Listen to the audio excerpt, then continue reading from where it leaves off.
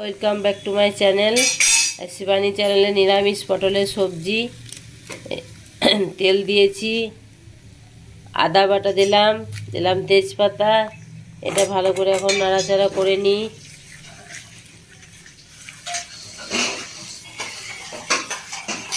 আঁচটাকে কমিয়ে রেখেছিলাম, আঁচটাকে একটু বাড়িয়ে দিলাম।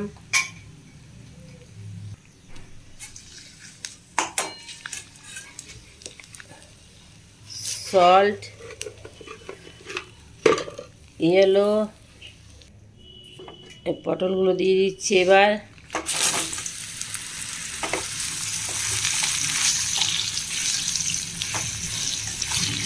পটলগুলো একটু ভালো করে কষে নেব।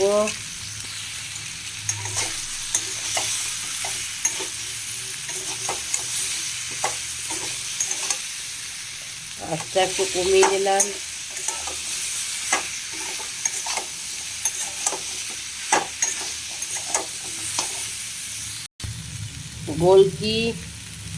গোলকিটা দিলে সবজিটা টেস্ট আসবে।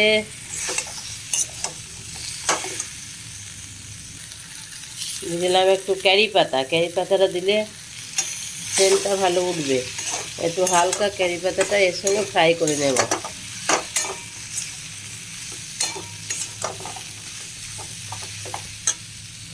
এবার পটেটোগুলো দিয়ে দেবো।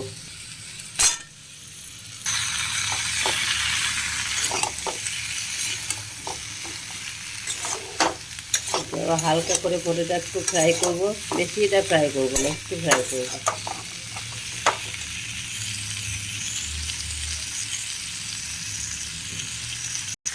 একটু টমেটো দিয়ে দিলাম হালকা করে।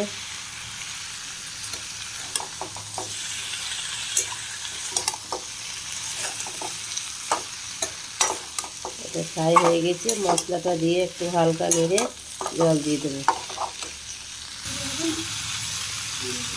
মশলা দিয়ে দিলাম, ধনে গুঁড়ো, জিরে গুঁড়ো, মৌরি গুঁড়ো সব মিক্স আছে একসাথে, এগুলো দিয়ে দিলাম। লাল লঙ্কা ডাস দেবো না। এটা ভালো করে নেড়ে চেড়ে জল দিয়ে দিলাম।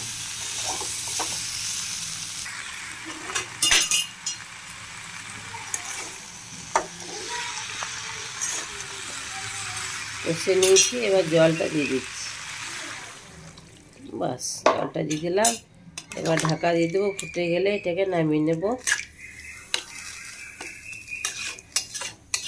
একটু কাঁচা লঙ্কা দিয়ে দেবো। শুকনো লঙ্কা আমরা ইউজ করি না সাধারণত, খুব প্রয়োজন ছাড়া। শুকনো লঙ্কা,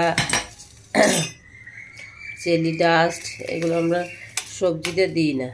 কারণ কি, পেটের পক্ষে এগুলো বহু ক্ষতিকর। হয়তো কালার আসবে বিরাট, সবজিতে এত ভয়ঙ্কর কালার দেখাবে, মনে হবে বিরাট যেন মাংস ঝোল খাচ্ছি, কিন্তু না, এটা পেটের পক্ষে বড় ক্ষতিকর। লঙ্কার যে ডাস্টটা আছে সেটা একদমই ভালো নয়। এতে হয়ে গেল। এবার একটু ঢাকা দিয়ে দেবো, সুন্দর হয়ে যাবে। ওপর থেকে একটু কাঁচা লঙ্কা দিয়ে দেবো। ঢাকা দিয়ে দিলাম, ঢাকাটা বসিয়ে দিলাম। আঁচটা একটুখানি কম করে দেবো।